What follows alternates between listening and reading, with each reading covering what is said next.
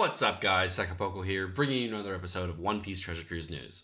For this, we'll be going over a little bit about what's going in the next treasure mode coming out on the 1st of January, going through the 3rd of January. We'll also be going over Coliseum Killer, some of what's going on with the new Tenryubitto Island and what the best way is to maximize your berry intake there, as well as the Japan game crashing, and going over all of that in one jam-packed episode. If you haven't done so already, go ahead and make sure you guys hit the like button down below, as well as the subscribe button down below, so we keep the channel growing and make sure everybody has great content here. If you guys do want to get notifications on all my videos, make sure you guys hit the notification bell right next to it so you get notifications every time I drop a video. Without further ado, let's go into the video and go over a little bit about what's happening next treasure mode. So, next treasure mode character is going to be a secret character that no one knows ever. I mean, there wasn't a giant Shonen Jump article going over that we kind of saw. So if you don't know, it's the new G4. There's going to be a G4 Treasure Map Island, and we do have a list of some of the boosted units already. The legendary unit that is going to be boosted is going to be the new Dex Rayleigh, and all of the 5+ characters that you can see here, all of the 5+ Straw Hats, as well as their base forms or original forms, are going to be boosted as well. Now, Chopper is the one that has multiple evolved forms, but only the Heavy Point Chopper is going to be boosted for his evolved form. So if you did want to bring the Dex Chopper as well as some other choppers too, that's not going to work. You can only bring that. Most likely what you're going to do is just bring the 5+ forms. You're not going to try to bring any of the base forms as well. All of the treasure map units to date, including the Mihawk, the Whitebeard, and the Cavendish, are going to be boosted this treasure mode. So that's very, very nice. So we're going to have at least 3 boosted units already in our inboxes if you guys have already had that all done, as well as all the Straw Hats. So there's another 9, 10? I don't know. I always lose track how many Straw Hats there are. 1, 2, 9. And then we're going to have the new Fortnite units coming out. Perona, Mihawk, and Quick Killer are going to be available as well for point boosting units. Now, we do not know who the 1.5 boosters and the 1.25 boosters are as of yet, but we do know that there are going to be more units added in the future. Now, we also don't know if there are going to be Kai raids going to be added to this, or they're going to do some kind of half Kai raid, half regular raid thing like they did in the most recent treasure mode with Cavendish, but we do know that that is going to be happening. Okay, next we're going to be talking about what's happening from the 22nd to the 29th, which is Coliseum Killer Kai. Now, Coliseum Killer Kai is one of those, is just like the Kai Kinemon, where the special ability is not going to be exactly the same as the original special ability. It's actually going to be much better, which is really, really cool. I do like that they're making a change to Kai Coliseum characters and making those original Kai Coliseum characters that were good a long time ago even better now, so that people can use them and like to use them. So if you wanted to feed the Dex Coliseum Killer to him, then it's not going to change the special level at all. Mainly that happens just for Kai raids, and as we can see here, since the special abilities are different already, we're not going to see any way that the Dex one could feed into the Quick one in any way, shape, or form. But you can use the Dex one to give him sockets. Now, Coliseum Kai will count as an ally you can run on in the mid-January treasure map, so there is going to be 2 treasure maps in the month of January, so we do know that there is going to be the G4 event around New Year's, and then there's going to be another treasure map around that. So we're moving adventure mode every 2 weeks right now, and I am just going to be so swamped with One Piece Treasure Cruise. I don't even know if I'm going to be able to do all of these. It's crazy. We're actually going to be, there's going to be no invasion raids just after the clear, just like every other Kai raid. There's going to be 3 difficulties, just master difficulty, which is going to be just the base difficulty. Then there's the ultimate difficulty, which is the one with a specific class that you have to bring, and the challenge difficulty, which is the 1 stamina version. So they are going to continue on with what they did with the Kai Kinemon and make it as difficult as that, so we'll have some fun times there. The ultimate difficulty can be ran up to 7 times per day, just like the original, so you're not going to have to worry there. The challenge difficulty cleared up to a total of 3 times. There are no continues on the challenge difficulty. Now, as last time, we are not allowed to bring 50 cost or higher units. You're not 51 cost or higher, so you cannot bring anything that's 51 or higher, so you can't bring anything there, but you can bring all your raid bosses and all your Colosseum characters. So that will be really, really nice to bring. However, you will not be able to bring any adventure mode units, seeing how these units are 60 cost. So certain characters are going to receive a 1.75 stat boost and a -10 cooldown at the start of the adventure. Going over the Quick Killer Coliseum character, he is going to be a 2.75 slasher and striker character, just like boosted characters, as long as your characters have a matching orb. And if they don't have a matching orb, it's going to be 2 times attack. Now, this is the same captain ability as the original Kai Coliseum, Killer Coliseum. This is so hard to say; it's such a tongue twister. Killer Colosseum, and what they both do is they reduce your recovery to 0, so you cannot heal on these teams. They have always been really, really good captains, very strong captains for free-to-play units, but they are high risk, high reward characters kind of thing. The original Killer Colosseum special ability was changed strength and quick orbs of striker and slasher characters into matching, and cut HP by 7%, I think. I do that by memory. And now it's increased it to 8% of HP from one enemy. But now he's going to change strength, dex, and quick orbs for striker and slasher characters. So you actually get a whole other orb out of this to switch to matching. So that's really, really nice, especially since a lot of bosses either switch your orbs to strength, dex, or quick, or badly matching, which would be really great. So if you get a badly matching orb set on your striker team or your slasher team, this is, if your team has no psi or int units, this is a perfect unit to get all matching orbs. So this is great sub for, say, Lucy. Now, there are going to be boosted units in this Colosseum. The new Limited Rouge, Limited Boss Jinbei, Diamante version 2 is going to be boosted. Oniguma is going to be boosted. Marguerite will be boosted. Limited Brindy World will be boosted. Raid Bellamy, Treasure Mode Cavendish, and Coliseum Rizo. Really interesting that they picked Treasure Mode Cavendish to be boosted in this Kai Coliseum. So I'm interested in how useful he is going to be. Now, as far as basic battle information, we're going to see that the shooter version of this, we're going to have Marguerite is going to be a recommended character for the orb boost. You can delay Coliseum Kai Killer, so Rizo would also be a great character to bring here for the conditional damage boost. I'm not really sure what shooter delay you're going to use. There has to be some shooter delayer that I'm not thinking of. Shooter layers are so hard to come by. After defeating Kai Coliseum Killer, you're decreasing your team's attack and put a 1-turn barrier on himself after he dies. So you're supposed to use Limited Brindy World to remove the barrier. So what I'm seeing is that you're probably not going to be able to use any kind of HP cut, but you will be able to use some kind of flat damage to kill him. So I guess what you could do is use an NL special just to kill him straight out, so you can get rid of the barrier and kill him at the same time. I'm not exactly sure how high the damage of the barrier is, but we'll see. You can also use a damage reducer and then kill him with something. I don't know. I'm not really sure what you can do there, but Limited Brindy World removes the barrier and the attack down that you would receive. But it doesn't say that there is an attack down on the shooter version, but usually there is, so we'll see.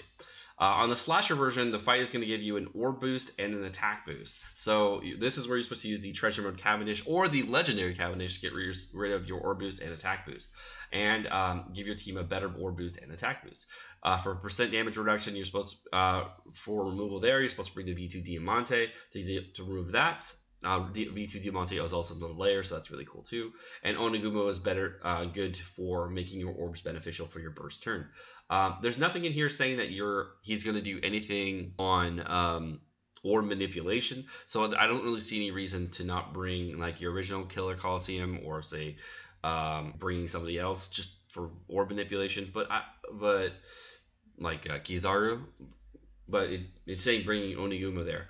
There might be the fact that they're asking you to bring Oniguma means there might be something like an interrupt that Killer Coliseum might have on the slasher version, so you can't like swap orbs. So after you defeat Killer Coliseum, he's going to spare your captains and put up a 1-turn barrier and as a special counter limiter. I'm assuming that he's going to despair you for either 4 turns, 3 turns, or something that you can get rid of easily, or just make it easy to kill him afterwards. So you're gonna have to bring at least 1 unit to deal with the revive. They don't really have any other information beyond that. This is direct translated from the game information. The fighter version we're gonna see on stage 4. Captain Kid's gonna fight along. All slots will be turned into quick. All slots will be quick. Lucy. Lucy. Yeah, Lucy would be a great here, by the way. Just saying. Raid Bellamy is going to be recommended for the orb boost. Oh, because he changes quick and psi orbs into beneficial. Also good. On Kai Killer fight, orbs will be shuffled into empty. Okay. Chain coefficient multiplier will be lowered. So Boss Jinbei is recommended to lock your chain multiplier. Okay, you're supposed to use a chain locker on the fighter version. Boss Jinbei is recommended.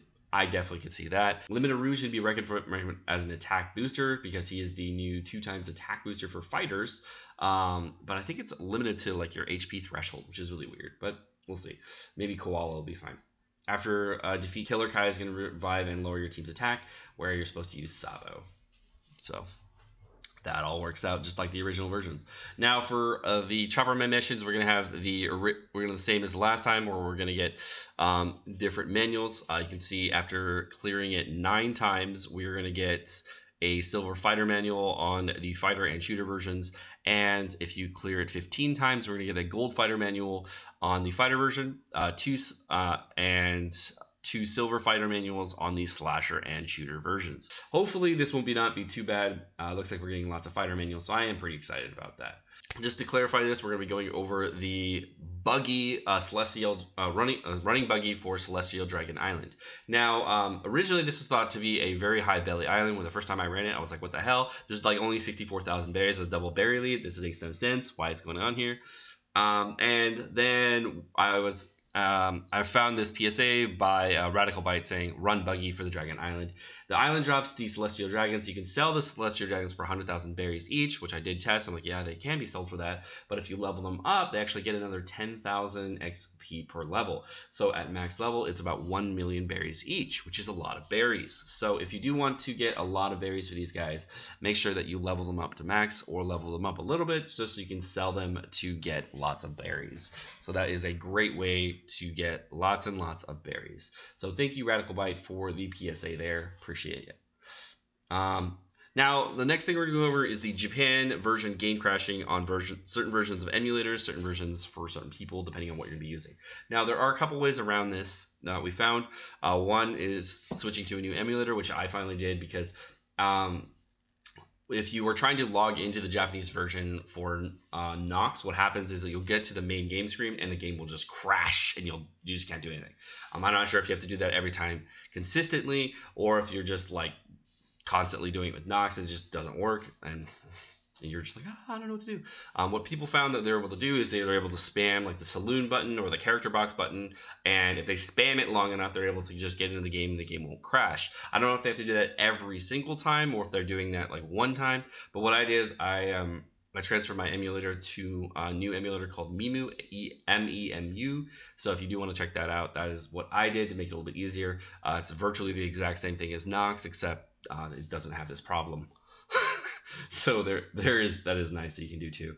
If you're worried about not having your data backed up with SNS, do not worry because you can actually get to the main intro game screen and still get to that green title bar screen where you can click the green title bar and then get to your transfer codes and transfer it that way. So you will still be able to transfer your game easily. So if you're worried about not being able to get in your account, this does allow you to get into your account and transfer it to a different emulator or different emulator platform or to your phone, whatever you need to do in order to get all your account information so you can then figure out what your next step is. So just know that you're not screwed, you're okay.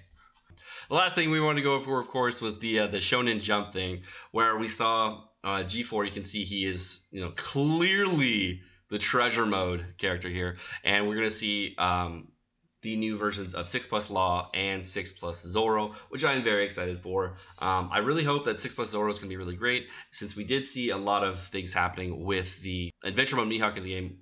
It completely nullified Zoro as a captain. People were like, oh, why do we even bother using this captain anymore? Because now I have a 3.5 captain. And then Fuji came into the game and 6+ Mihawk. So we're like, what the hell? What do we do? This character's just like totally obsolete now. What do I do? This was the best character ever for a long time. I really dig the artwork, and I'm hoping that since they put such good work into the art, they're going to do a really good job with the character. I'm hoping that he is going to be like a 3.25 captain with the same amount of HP boost, and they do something similar to my the 6+ Zoro showcase or 6+ Zoro concept art that I did, and I was hoping that what they would do is they'll make it so that he is gonna boost his attack captain ability if you use a special, because I do like that mechanic a lot. I really hope they do something like that on Zoro, because they do that on Adventure Mode Mihawk, and having it on 2 different characters would be really, really cool. If they do some kind of like Master and Apprentice thing with Adventure Mode Mihawk, that would also be cool. So like if they're both called Black Blade special, so like if they have any special called Black Blade, it would be activated there. That would be cool too. Like lots of cool things you can do with this. So that would be very, very cool. I also want to see what's going on with the new V1 Law 6+. This V1 Law 6+ looks like it's going to be really fun to use. Originally, he was a really, really strong character, and then he got completely dwarfed by TS Luffy. And TS Luffy just became the ultimate dominant free spirit captain, because you could literally double Law's damage with TS Luffy on a burst turn. The nice thing about Law was that he was free spirit and slasher, so you could bring like a hybrid team, and then you had TS Brook to back him up, so you could bring a free spirit and free spirit and slasher team in there, so you would have lots and lots of damage on those teams. So that was really, really great. Now, I don't know if they're going to do more hybrid teams. I don't know if they're going to make it so that this team is more powerful over both classes, or he's the new free spirit captain. He's going to be like a 5X captain. Who knows? We actually have no idea what's going on with this Law, but they really do need to boost his damage in order to make him viable again, because if there is another character in the game that will do double the amount of damage that Law does, there's really no point in bringing Law in any way, shape, or form. Now, the only reason that Law is useful nowadays is because you want to use his special and then use like HP cutting specials and then say an Enel special to get through barriers. That would be a great way to use a special, but in many instances, there's no reason to use Law because of how he works. He is one of my most wanted characters because of how interesting his special is, just because he has a unique niche special that I do want to use. But that's going to do it for this episode of One Piece Treasure Cruise News. I'm Sekapoko. Thank you so much for watching. I hope you guys did enjoy the video. If you did enjoy the video, please hit the like and subscribe button down below. And of course, I hope you guys have a great rest of your day. Peace.